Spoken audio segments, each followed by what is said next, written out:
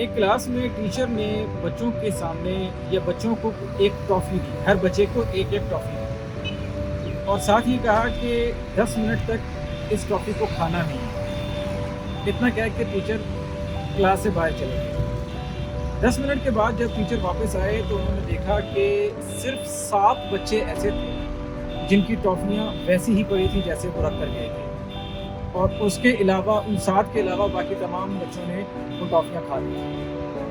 Teacher نے کچھ نہیں کہا، ٹیچر نے صرف ان 7 بچوں کا نام اپنی ڈائری میں نوٹ کر لیا جنہوں نے وہ ٹافی نہیں کھائی۔ وقت گزرتا گیا، اس کے بعد کافی عرصے کے بعد ٹیچر نے ان 7 بچوں کے نام نکالے جنہوں نے ٹافی نہیں کھائی تھی، اور ان کے بھی نکالے جنہوں نے ٹافی کھائی تھی۔ تو ٹیچر نے ان 7 بچوں کی جب تحقیق کی تو پتہ چلا کہ وہ 7 کے 7 بچے اس وقت زندگی کا اچھا معیار انجوائے کر رہے تھے، اپنی فیلڈ میں جو ایکسل کر رہے تھے، مطلب ایک ترقی یافتہ زندگی گزار رہے تھے۔ اور ان کے برعکس وہ بچے جنہوں نے وہ ٹافی کھا لی تھی، وہ بچے معاشی تنگ دستی کا شکار تھے، گھروں میں بھی ان کے مسائل تھے، مطلب وہ ایک اچھی زندگی، آئیڈیل زندگی نہیں گزار رہے تھے۔ اس سارے واقعے کو اس ٹیچر نے 2 جملوں میں قید کر دیا کہ جب آپ زندگی میں صبر نہیں کرتے تو آپ زندگی میں ترقی بھی نہیں کرتے۔ اس ٹیچر کا نام تھا والٹر مشال، اور جو ٹافی انہوں نے اپنے اسٹوڈنٹس کے سامنے رکھی تھی وہ تھی مارش میلو۔ مارش میلو آج کے بچے جانتے ہوں گے، وہ نرم سی ہوتی ہے۔ تو اس تھیری کو بھی انہوں نے مارش میلو تھیری کا نام دیا۔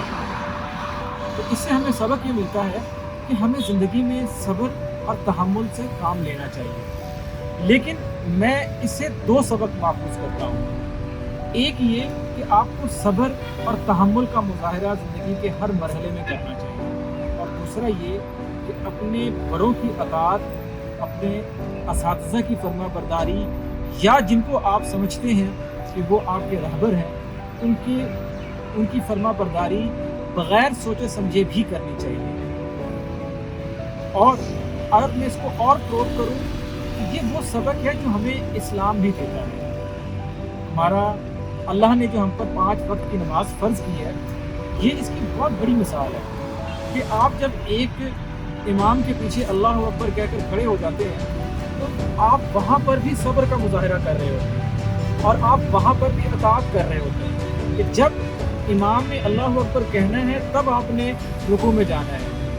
آپ کا دل چاہ بھی رہا ہے تو آپ نے رکوع نہیں کرنا، آپ کو جلدی بھی ہے تو آپ نے رکوع پہ نہیں جانا، یا سجدے میں نہیں جانا، یا سلام نہیں پھیرنا، جب تک کہ آپ کے امام نے آپ کو اجازت نہ دی۔ تو اطاعت، امام کی اطاعت ہو گئی، اور صبر کہ آپ کا دل چاہ بھی رہا ہے تو آپ اپنے دل کی نہیں مان رہے، آپ اس کی مان رہے ہیں جو آگے جس کو آپ نے اپنا امام بنایا ہے۔ تو اگر یہ 2 اصول بھی ہم اپنی زندگی میں اپنا لیں تو ہمیں کامیاب ہونے سے کوئی نہیں روک سکتا۔